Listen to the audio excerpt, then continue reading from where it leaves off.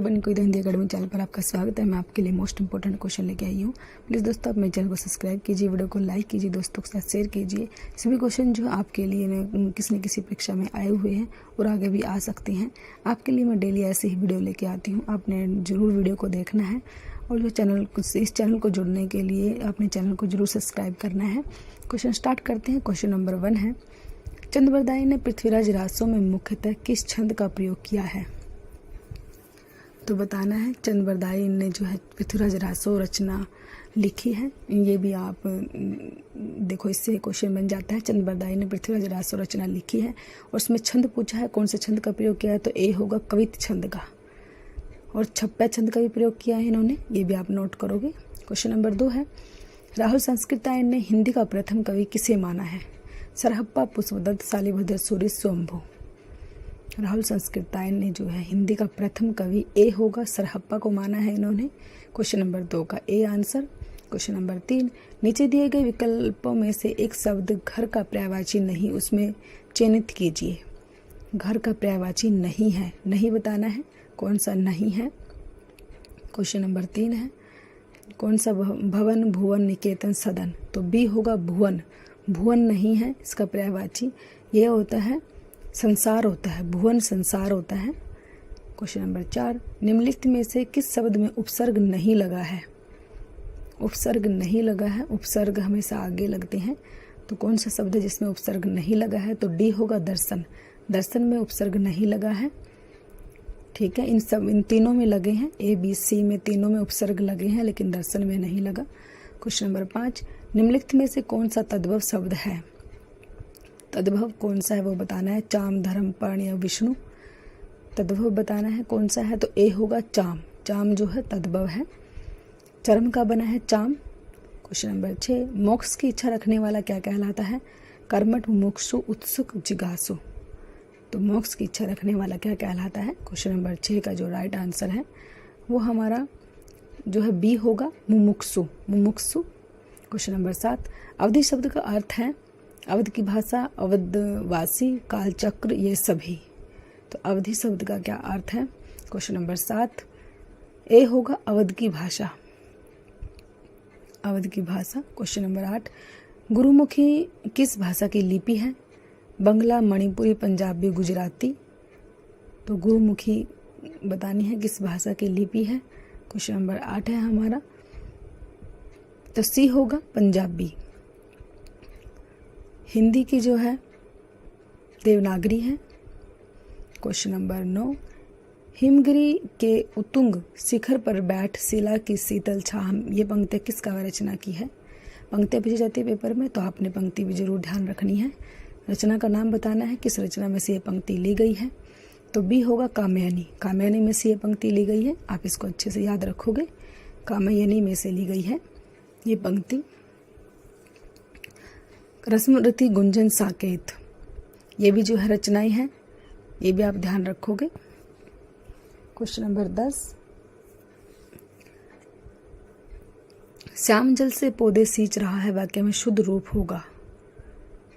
शुद्ध रूप बताना है, इसमें से कौन सा होगा? ए, बी, सी या डी? किसमें जो है शुद्ध रूप प्रयोग किया गया है? सी होगा, श्याम पौधे सींच रहा है, ये इसका शुद्ध वाक्य बनेगा। क्वेश्चन नंबर 11, कल्पवास का अर्थ होता है कुछ समय के लिए गृह त्याग, तपस्या करना, एकांत स्थान में जाना, स्वास्थ्य लाभ के लिए कहीं रहना। तो कल्पवास का अर्थ क्या होता है? ऐसे अर्थ पूछा जाता है आप लोगों से, तो आप बताना है। क्वेश्चन नंबर 11 ए होगा, कुछ समय के लिए गृह त्याग। क्वेश्चन नंबर 12, इति या इर्ति का सही अर्थ भेद है। ऐसे पेपर में क्वेश्चन पूछे जाते हैं, इसी हिसाब से मैं आपके लिए क्वेश्चन लेके आई हूँ। तो क्या होता है? डी आंसर होगा, समाप्ति और विघन। इति का मतलब समाप्ति होता है और इर्ति का मतलब विघन होता है, आप ध्यान रखोगे। क्वेश्चन नंबर 13, उज्ज्वल में प्रयुक्त संधि है, कौन सी संधि यूज की गई है उज्ज्वल में? संधि का नाम बताना है। गुण, व्यंजन, विसर्ग या दीर्घ संधि? क्वेश्चन नंबर 13, तो बी होगा व्यंजन संधि है। उज्ज्वल में जो है व्यंजन संधि है, इसको उत प्लस ज्वल बन जाएगा, ये आप इसको भी ध्यान रखोगे, उत प्लस ज्वल बनेगा। क्वेश्चन नंबर 14, हिंदी साहित्य में महाप्राण किस कवि के लिए प्रयुक्त होता है? महाप्राण किस कवि को कहा जाता है? तुलसीदास, निराला, जयशंकर प्रसाद, सूरदास। तो बताना है महाप्राण किस कवि को कहा जाता है। बी होगा निराला। निराला कवि को जो है महाप्राण कवि कहा जाता है। मोस्ट इंपॉर्टेंट क्वेश्चन है, महाप्राण जो है निराला जी को कहा जाता है, ये आप अच्छे से याद रखोगे। क्वेश्चन नंबर 15 है, मिलन का मत नाम लो मैं विरह में चीर हूँ, यह पंक्ति किस रचनाकार की है। मोस्ट इंपॉर्टेंट पंक्ति, पेपर में बार बार आती है ये पंक्ति। किसने लिखी है, महादेवी वर्मा, मीरा भाई, मनु भंडारी, सुधा कुमारी चौहान। तो किसकी है ये पंक्तियाँ, उसका नाम बताना है। क्वेश्चन नंबर 15 ए होगा महादेवी वर्मा। महादेवी वर्मा ने लिखी है ये पंक्तियाँ, ये ध्यान रखोगे आप। क्वेश्चन नंबर 16, दिए हुए में से कौन सा विकल्प घड़ियां गिनने का अर्थ दर्शाता है। घड़ियां गिनना कौन सा अर्थ दर्शाता है, ए, बी, सी या डी। क्वेश्चन नंबर 16 हमारा घड़ियां गिनना, ए होगा बहुत बेचैनी से इंतजार करना। बहुत बेचैनी से इंतजार करना होता है घड़ियां गिनना। क्वेश्चन नंबर 17, घाट घाट का पानी पीना लोकोक्ति का सही अर्थ है। अनेक क्षेत्रों का अनुभव, जीवन में स्थिरता का अभाव, धर धर भटकना, परोपकार के लिए यहाँ वहाँ घूमना। घाट घाट का पानी पीना लोकोक्ति से लोकोक्ति का अर्थ भी पूछे जाते हैं आपसे। तो एक होगा, ए आंसर होगा अनेक क्षेत्रों का अनुभव होना। अनेक क्षेत्रों का अनुभव होना, घाट घाट का पानी पीना। क्वेश्चन नंबर 18, अतंत में कौन सा उपसर्ग है। उपसर्ग बताना है कौन सा आया हुआ है, अतंत के अंतर्गत उपसर्ग कौन सा आया है। क्वेश्चन नंबर 18 तो बी होगा अति। अति से आया है इसके अंदर। क्वेश्चन नंबर 19, श है कौन सा व्यंजन कहलाते हैं। ये चारों व्यंजन इनका नाम है, इनको क्या कहा जाता है वो बताना है। मोस्ट इम्पोर्टेंट है, ऐसे आपसे व्यंजन जो है पूछे जाते हैं पेपर में, ऐसे ही क्वेश्चन दिए जाते हैं। तो डी होगा उसम संघर्षी व्यंजन है। ये उसम और संघर्षी व्यंजन है, ये आप ध्यान रखोगे। उसम भी है और संघर्षी भी है। क्वेश्चन नंबर 20, निम्नलिखित में से कौन सी बोली पश्चिमी हिंदी की नहीं है। पश्चिमी हिंदी के अंतर्गत कौन सी नहीं आती वो बतानी है। क्वेश्चन नंबर 20 जो डी जो है अवधि जो है पश्चिमी हिंदी के अंतर्गत नहीं आती है। ब्रजभाषा बुंदेली खड़ी बोली आती है, अवधि नहीं आती। डी अवधि नहीं आती, ये आप ध्यान रखोगे। 3 आती हैं ये, लेकिन अवधि नहीं आती है। क्वेश्चन नंबर 21, शुद्धगढ़ी किसकी भाषा है। शुद्धगढ़ी जो है किसकी भाषा है। कबीर, रहीम, जयसी, रामानंद। जो है किसने जो है, ए होगा कबीरदास ने शुद्धगढ़ी भाषा का प्रयोग किया है। क्वेश्चन नंबर 22, थोड़ा सा दूध गर्म कर दो, इस वाक्य में विशेषण का कौन सा भेद है। गुणवाचक, निश्चित संख्यावाचक, सार्वनामिक, अनिश्चित परिमाण वाचक। तो क्वेश्चन नंबर 22 जो है इसे बताना है कौन सा विशेषण का प्रयोग किया गया है। तो डी होगा अनिश्चित। क्वेश्चन नंबर 23, यदि ए या आ के बाद ई या ई आए तो दोनों मिलकर ए हो जाता है, यह स्वर संधि कहलाती है। तो कौन सी स्वर संधि कहलाती है ये, ए, बी, सी या डी। तो बताना है कौन सी स्वर संधि कहलाती है। तो सी होगा गुण स्वर संधि। क्वेश्चन नंबर 24, संविधान की 8वीं अनुसूची में कौन सी भाषा शामिल नहीं है। बोडो, मैथिली, भोजपुरी, डोगरी। क्वेश्चन नंबर 24, संविधान की 8वीं अनुसूची में कौन सी भाषा शामिल नहीं है।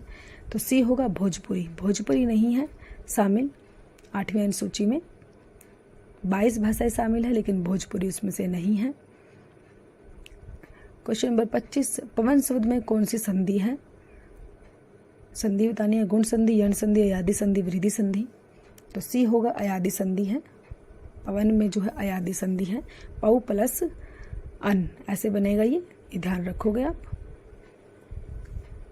क्वेश्चन नंबर 26, आघात का विलोम शब्द है। प्रघात, संघात, बलघात, प्रतिघात। आघात का विलोम बताना है। क्वेश्चन नंबर 26 तो डी होगा प्रतिघात। क्वेश्चन नंबर 27, बिनु पग चले सुने बिनु काना, इसमें कौन सा अलंकार। मोस्ट इंपोर्टेंट ये लाइनें पेपर में बार बार आती है। इसमें अलंकार बताना है कौन सा, विभावना, श्लेष, रूप के वर्कोक्ति। तो कौन सा अलंकार इसके अंतर्गत दिया हुआ है, बिनु पग चले सुने बिनु काना। क्वेश्चन नंबर 27 तो ए होगा विभावना। विभावना अलंकार है इसके अंदर, ये आप ध्यान रखोगे। क्वेश्चन नंबर 28, ऊन का तत्सम रूप है उरण, उरण्य, उरण, ऊनीय। तो ए होगा उरण, ऊन का जो है उरण। क्वेश्चन नंबर 29, महाभारत की कथा पर आधारित नाटक है। अंधायुग, अंधी गली, कोणार्क, आधे अधूरे। महाभारत की कथा पर आधारित नाटक का नाम बताना है, कौन सा नाटक है से महाभारत की कथा का वर्णन किया गया है। तो क्वेश्चन नंबर 29 का ए होगा अंधायुग। अंधायुग है वो नाटक, वो जो है नाटक जो है ये धर्मवीर भारती का है, ये भी नोट करोगे आप। धर्मवीर भारती का ये अंधा युग। क्वेश्चन नंबर 30, गौरीशंकर शब्द किस समास का उदाहरण है? बहुब्रीहि समास, कर्मधारय समास, द्वंद्व समास या तत्पुरुष समास। क्वेश्चन नंबर 30 जो है गौरीशंकर किस समास का उदाहरण है? तो सी होगा द्वंद्व समास। क्वेश्चन नंबर 31, नागरी लिपि को दक्षिण में क्या कहा जाता है? नंदी नागरी, पहाड़ी नागरी, दक्षिण नागरी या पर्वत नागरी? नागरी लिपि को दक्षिण में क्या कहा जाता है? क्वेश्चन नंबर 31 है हमारा, ये बताना है। तो ए होगा नंदी नागरी, नंदी नागरी कहा जाता है। क्वेश्चन नंबर 32, राम ने सुरेश के साथ मित्रता का निर्वाह किया, इसमें भाववाचक संज्ञा है। राम सुरेश निर्वाह मित्रता, तो भाववाचक संज्ञा बतानी है, कौन सी है इसके अंतर्गत? डी होगा मित्रता। मित्रता जो है वो भाववाचक संज्ञा है। क्वेश्चन नंबर 33, जब कर्ता एक क्रिया समाप्त करके दूसरी क्रिया में संलग्न होता है तो पहली क्रिया क्या कहलाती है? सहायक क्रिया, नामबोध क्रिया, इच्छाबोधक क्रिया या पूर्वकालिक क्रिया? क्वेश्चन नंबर 33, वो क्रिया क्या कहलाती है? जब कर्ता एक क्रिया समाप्त करके दूसरी क्रिया में लगता है। क्वेश्चन नंबर 34, गतानुगति शब्द का सही अर्थ है? प्राचीन आदर्शों के अनुसार चलने वाला, पीछे चलने वाला, अनुसरण करने वाला, गति को नहीं मानने वाला। क्वेश्चन नंबर 34 का राइट आंसर है ए, प्राचीन आदर्शों के अनुसार चलने वाला। क्वेश्चन नंबर 35, जिनका प्रयोग निश्चित शब्द समुदाय या पूरे वाक्य का अतिरिक्त भावार्थ प्रदान करने के लिए होता है उसे कहते हैं? ए, बी, सी या डी, उसे क्या कहते हैं? क्वेश्चन नंबर 35 है हमारा, तो डी होगा। क्वेश्चन नंबर 36, दिए गए वाक्यांश के लिए एक शब्द का प्रयोग कीजिए जिसका नाम सबसे पहले लिया जाता है। सश्रेष्ठ, प्रथम स्मरणीय, अग्रण्य और सर्वनाम, उस शब्द का नाम बताना है। क्वेश्चन नंबर 36 सी होगा अग्र अनगण्य। क्वेश्चन नंबर 37, वागीश में संधि है, स्वर संधि, व्यंजन संधि, विसर्ग संधि, दीर्घ संधि? क्वेश्चन नंबर 37, वागीश में संधि है, बी होगा व्यंजन संधि है। ये ऐसे बनेगा वाक प्लस ईस, वागीस, ये नोट करोगे आप। क्वेश्चन नंबर 38, स्थायी भाव जागृत होने पर होने वाली शारीरिक चेष्टाओं को क्या कहा जाता है? विभाव, अनुभाव, संचारी भाव या स्थायी भाव? स्थायी भाव जागृत होने पर होने वाली शारीरिक चेष्टाओं को क्या कहा जाता है? तो बी होगा अनुभाव कहा जाता है उसको, अनुभाव, बी आंसर। 4 होते हैं ये अनुभाव भी, ये भी आप ध्यान रखोगे, 4 होते हैं अनुभाव। ऐसे पूछा जाता है अनुभाव कितने होते हैं, तो 4 होते हैं। क्वेश्चन नंबर 39, निम्न पंक्तियों में अलंकार पहचानिए। प्रेम अमीय, मदर विरुहु, भरत प्योदी गंभीर, मथि प्रकटु, सुर सुधाहित, कृपा सिंधु रघुवीर। इसे बताना है कौन सा अलंकार है, रूपक है, उपमा है, संदेह या भ्रांतिमान है? तो अलंकार का नाम बताना है। इन लाइनों में कौन सा है? तो ए होगा रूपक अलंकार है, रूपक अलंकार दिया हुआ है इस लाइन में। क्वेश्चन नंबर 40, निम्न में से हसव स्वर कौन सा है? हसव स्वर कौन सा है? ए, बी, सी या डी, कौन से हसव स्वर में आते हैं? तो सी होगा ए, ई, उ और री, जो ये हसव स्वर में आते हैं, ए, ई, उ और री। क्वेश्चन नंबर 41, पंक्ति शब्द का तद्भव होगा, तद्भव क्या होगा? 5 जो है पंक्ति शब्द का पात, पाद या पर्ण। 41 ए, बी, सी या डी, पंक्ति शब्द का तद्भव बताना है, क्या बनेगा? तो बी होगा पात, पात बनेगा, ध्यान रखना है आपने। क्वेश्चन नंबर 42, प्रतिवर्ष नदी में बाढ़ आ जाती है, वाक्य में किस प्रकार की संज्ञा है? व्यक्तिवाचक, जातिवाचक, भाववाचक, गुणवाचक? कौन सी संज्ञा दी गई है? ऐसे ही आपसे ग्रामर के क्वेश्चन पूछे जाते हैं। बी, जातिवाचक संज्ञा, जातिवाचक संज्ञा है इसमें। क्वेश्चन नंबर 43, श वर्ण है, दंत्य, मूर्धन्य, तालव्य, कंठ है, तो क्या है ये? बी होगा मूर्धन्य, मूर्धन्य है ये, ध्यान रखोगे आप, मूर्धन्य। त ये सब मूर्धन्य में आते हैं, ढ, ढ, अण, र, ये श, ये सब मूर्धन्य में आती है, आप ध्यान रखोगे, नोट करोगे। क्वेश्चन नंबर 44 है, निम्न पंक्तियों में कौन सा छंद है? साई इस संसार में मतलब को व्यवहार, जब लग पैसा गांठ में तब लग ताको यार। तो दोहा, सोठा, चौपाई या कुंडलिया, कौन सा है इसके अंतर्गत? क्वेश्चन नंबर 44 बताना है। दोहा है, सोट है, चौपाई है या कुंडलियाँ हैं। तो ए होगा दोहा है, इसके अंतर्गत दोहा छंद है। दोहा है, इस पंक्ति के अंतर्गत जो है दोहा छंद है, ये ध्यान रखोगे आप। क्वेश्चन नंबर 44 का ए आंसर है। क्वेश्चन नंबर 45, निम्न में से किस शब्द में इन अथवा ई प्रत्यय नहीं है? कौन सा शब्द है जिसमें इन और ई प्रत्यय नहीं लगा है, वो शब्द बताना है। तो सी है, आइन लगा है इसमें, ये ध्यान रखोगे आप, आइन लगा है। क्वेश्चन नंबर 46, किन्नर का संधि विच्छेद है। संधि विच्छेद बनाना है, इनमें से कौन सा बनेगा किन्नर का? ऐसे संधि विच्छेद पूछा जाता है, ग्रामर के क्वेश्चन ऐसे ही पूछे जाते हैं। तो डी आंसर होगा किम प्लस नरह, ये इसका संधि विच्छेद बनेगा, किम प्लस नरह। ये जो है व्यंजन संधि है, ये भी आप ध्यान रखोगे, ये व्यंजन संधि है। क्वेश्चन नंबर 47, पूत को पूत तो क्या धन संचय, पूत से पूत तो क्या धन संचय। इस पंक्ति में कौन सा अलंकार है? छेकानुप्रास, वृत्तानुप्रास, लाटानुप्रास, श्रुत्यानुप्रास। तो सी होगा, लाटानुप्रास दिया हुआ है इसमें, इन लाइनों में जो है लाटानुप्रास है। क्वेश्चन नंबर 48, जब दो शब्दों में एक सार्थक और दूसरा निरर्थक हो तब वहां लगाया जाता है। योजक चिन्ह है, विस्मादी योजक चिन्ह है, अल्प विराम चिन्ह है या अर्ध विराम चिन्ह है। क्वेश्चन नंबर 48 है हमारा। तो ए होगा, योजक चिन्ह लगाया जाता है, वहाँ पर योजक चिन्ह का ये निशान होता है, ये आप ध्यान रखोगे, वहाँ पे योजक चिन्ह लगाया जाता है।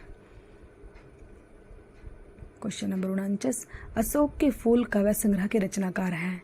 कुबेरनाथ राय, गुलाब राय, रामचंद्र शुक्ल, हजारी प्रसाद द्विवेदी। अशोक के फूल काव्य संग्रह मोस्ट इंपोर्टेंट है, ये काव्य संग्रह किसका है, इस राइटर का नाम बताना है। तो डी होगा, हजारी प्रसाद द्विवेदी का है।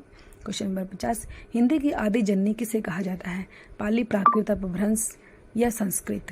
क्वेश्चन नंबर 50, हिंदी की आदि जननी किसे कहा जाता है? क्वेश्चन नंबर 50 का राइट आंसर डी होगा, संस्कृत को। तो प्लीज़ दोस्तों, अगर आपको वीडियो अच्छी लगती है तो वीडियो को जो है सब्सक्राइब कीजिए चैनल को। Thanks for watching.